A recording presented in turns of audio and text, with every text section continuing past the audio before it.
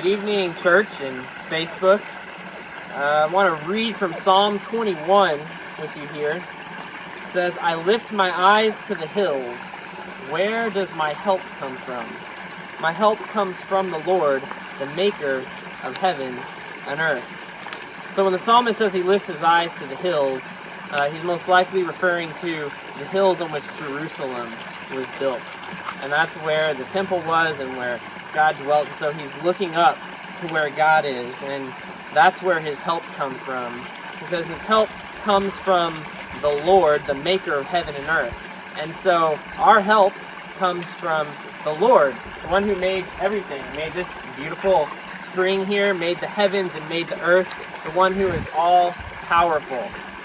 That's where our help comes from. And it says in verse 3, he will not let your foot slip. He who watches over you will not slumber. Indeed, he who watches over Israel will neither slumber nor sleep. And so if you've ever been hiking before and you've been alongside of a cliff or something, the idea of your foot slipping is kind of terrifying. The drop off there can lead sometimes to death. And so God's not going to let your foot slip. In the midst of all this that's going on, he's with you, he's your help, and he won't let your foot slip. He doesn't sleep and take a nap while you're in trouble. He's there watching over you.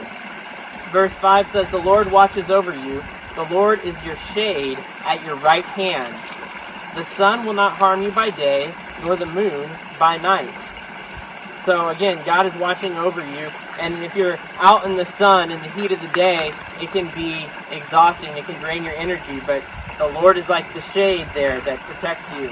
And when it says the sun will not harm you by day, nor the moon by night, it's referring to whatever is causing distress, whatever is coming against you in causing danger or harm, whether by day or by night, it is not going to hurt you.